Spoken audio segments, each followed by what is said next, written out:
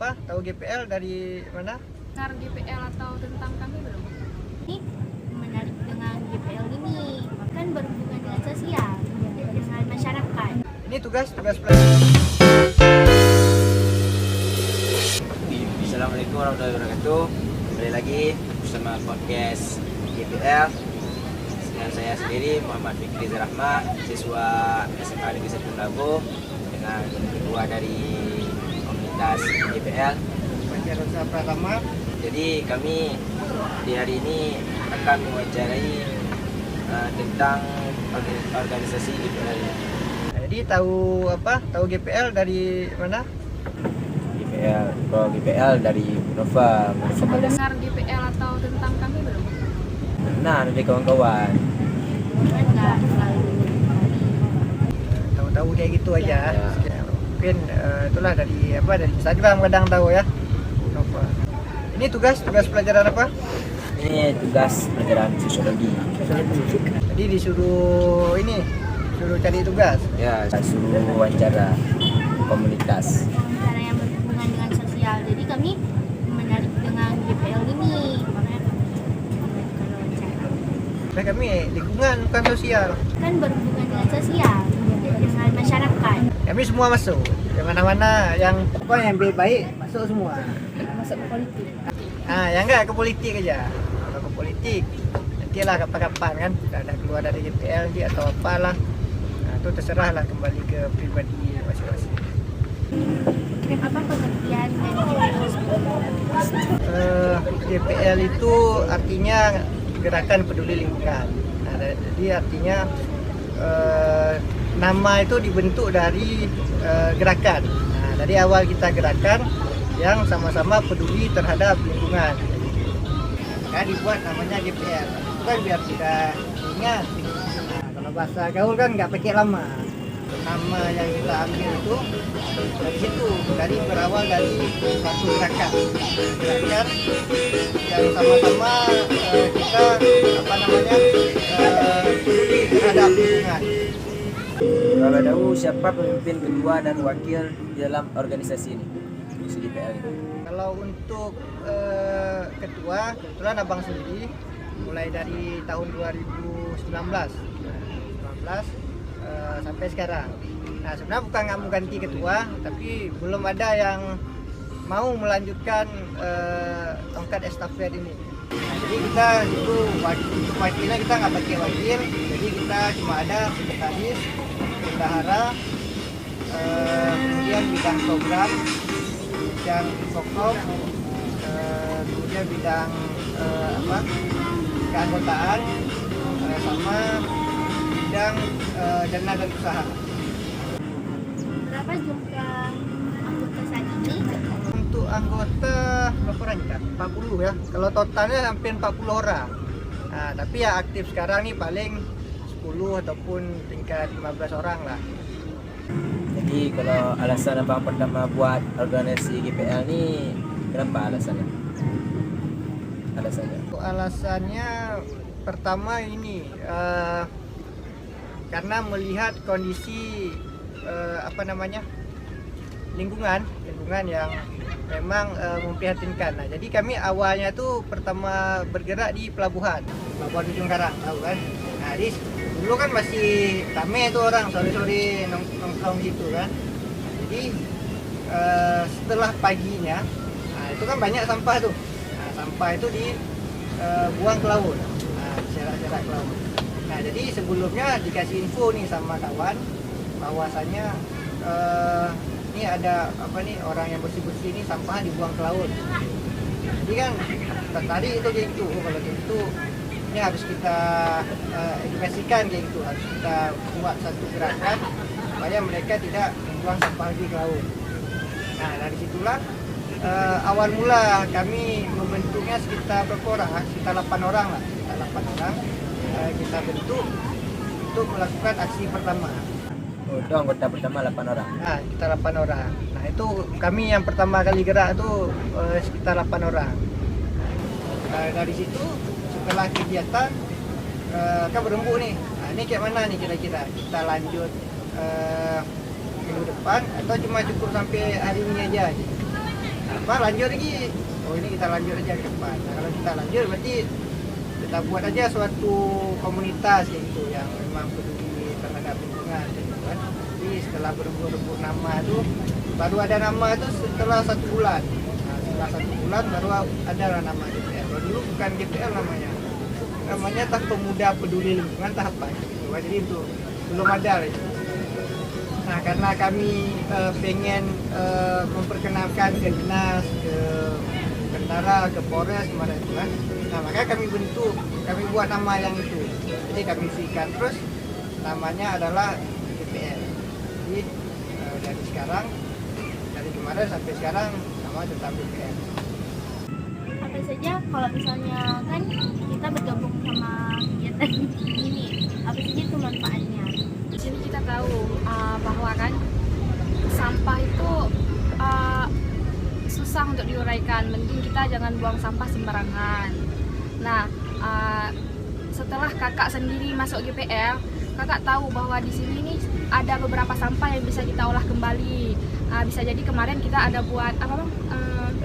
Eco-brick. Nah, sampah-sampah yang setelah kita gunakan ini kita bisa taruh ke satu tempat atau kita simpan. Nanti kita potong-potong, kita kumpulkan ke dalam botol aqua. Yang aqua ini kan sampah nih, misalkan kita ke pantai bawa air aqua botol gitu. Itu sebaiknya jangan kita buang sembarangan, bisa kita kumpulkan. Nanti sampah-sampah yang lainnya bisa kita potong-potong, kita taruh ke dalam botol itu. Terus lama-kelamaan kalau misalkan udah banyak, itu bisa kita buat kursi, bisa kita buat meja. Nah, jadi tidak semua sampah itu menjadi sampah, bisa kita uraikan kembali. Kalau kegiatan kan udah lama berdirinya kan, kegiatan apa saja yang pernah lakukan sama komunitas? Untuk kegiatan kita ada kegiatan pembersihan pantai, kemudian sosialisasi ke sekolah, pesantren, habis itu mengkampanyekan tentang hewan-hewan yang dilindungi, habis itu buat pelatihan, kayak juga tadi pelatihan buat kopi, kemudian tanaman mangrove, tanaman pohon, kemudian apa lagi ya? Naik gunung ada juga. Di naik gunung. Tentang alam. Tentang alam. Jadi di sana kita mengedukasikan kawan-kawan lah. Jadi sampah tuh jangan ditinggal di gunung. Nah, misalkan kita pergi ke tempat wisata, nih kan.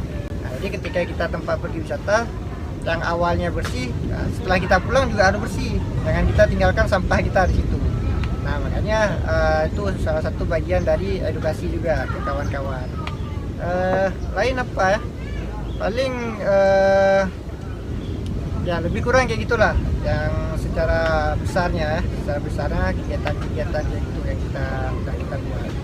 Nah, kalau lebih lengkapnya tuh di Instagram Atau di YouTube. Atau di YouTube tuh lengkap kita upload kegiatan kita dari pertama kita terbentuk sampai hari ini selalu kita update. Ini kan udah buat organisasi ini udah lama lah kan, berapa tahun bang kalau boleh tahu? 2019. Jadi awal Maret 2019, 13 Maret 2019, berarti udah masuk 3 tahun setengah lah. Kurang 3 tahun setengah.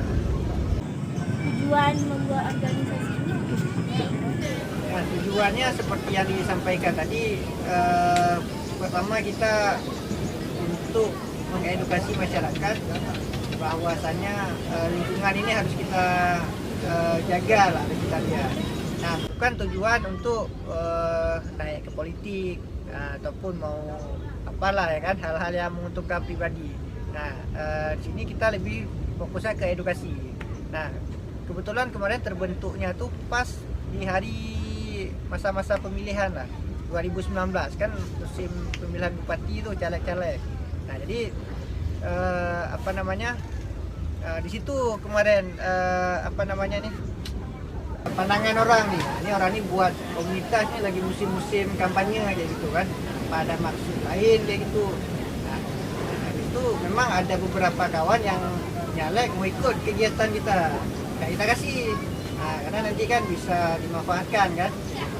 Nah, jadi tujuan di awal itu kita untuk mengedukasi masyarakat, edukasi siswa, Maka dari itu kami dari awal sampai sekarang tuh fokusnya lebih ke sosialisasi, ya edukasi kayak gitu. Jadi kita nggak ada demo-demo, nggak ada nggak ada anarkis. Jadi kita siapapun bukan lawan, siapapun organisasi lain ataupun mitra kita, nah kita ajak kerjasama. Nah, misalkan orang ini dia ada buat komunitas lingkungan juga kan, nah itu bukan jadi saingan, tapi jadi kawan. Nah, ayo kita kerjasama. Nah, ayo kita buat kegiatan sama-sama gitu. Nah, maka tujuannya kita dari awal tuh untuk mengedukasi. Nah, makanya kalau kita berpikir untuk orang banyak kan pasti akan bertahan kan, tapi kalau kita berpikir untuk sendiri ya pasti nggak akan lama organisasi itu. Nah, karena paling ada clash lah antara sesama anggota kayak gitu, karena punya karena punya kepentingan pribadi lah kayak gitu. Oh, ini aku maunya ke sini, oh satunya nggak bisa. Nah, jadi hal-hal kayak gitulah yang membuat organisasi ini cepat bubar. Pertanyaan terakhir, jika ada orang yang ingin berminat, ingin bergabung, bagaimana cara-cara apa aja yang harus dilakukan? Nah, kalau mau bergabung tuh sebenarnya ada dua tuh, ada pengurus sama ada relawan. Nah, jadi untuk relawan ini kapan aja boleh masuk sekarang juga boleh. Nah, karena untuk relawan ya. Tapi kalau untuk pengurus ini kita kemarin ada buka open recruitment. Nah, ini ada buka open recruitment. Nah, ada buka open recruitment untuk penarikan anggota. Nah, tapi selain di open recruitment, dulu pernah juga misalkan ada kawan-kawan yang ikut kegiatan misalkan sampai berapa kali kayak gitu kan, 4-5 kali. Nah, itu kemungkinan bisa kita masukkan, tapi dengan catatan ada skill yang bisa dijual kayak gitu. Misalkan siapa nama tadi? Fikri ya. Fikri ini udah ikut kegiatan itu misalnya 5 kali gitu, ataupun 3 kali ataupun 10 kali. Fikri ini bisa ngedit nih, bisa ngedit video misalkan. Nah, itu bisa menjadi nilai plus nih. Nah, coba ditanya dulu, mau nggak masuk ke pengurus kayak gitu, tetap ada kita tanya.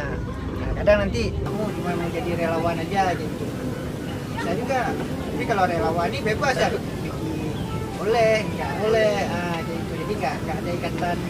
Nih, paling dia cuma kasih tahu, oh ini hari ini kita ada kegiatan sini, saya ikut, nggak bisa, nggak apa gitu. Jadi kita ada dua itu, relawan sama pengurus. Ini tinggal pilih aja. Relawan paling pilih. Jadi nggak ada cara-caranya, nggak ada yang harus ikut tes gitu kan? Ya ikut tes kemarin pas open recruitment lah, itu pertama kali itu buat open recruitment, isi form, habis isi form wawancara, isi form sama wawancara. Oh iya, lain nggak ada. Kita nggak terlalu melibatkan administrasi, nah, karena pertama kan banyak berkas-berkas nanti, habis itu berkas itu kan nggak tahu kita bawa kemana, yang ada jadi sampah nanti kan. Nah, jadi kita buatnya simple aja kayak gitu, cuma isi form Google Form ya, Google Form kayak gitu, sama wawancara, nah gitu aja. Dan kita juga punya secret. Secret. Jadi kita secret kita di Cak Semereng di Salatiga.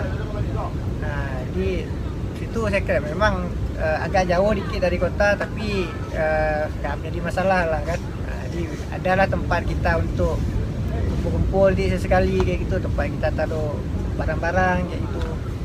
Udah, mas ininya pertanyaan.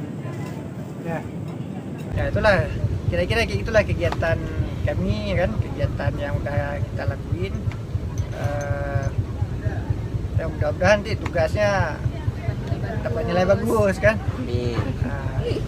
Jadi ya salah satu ini juga lah, maksudnya kita kan bangga juga nih, maksudnya oh nih dari siswa-siswi ini kan mau wawancara nih dari GPL gitu. Jadi mudah-mudahan hasilnya bagus. Ada bertanya kan untuk orang nih?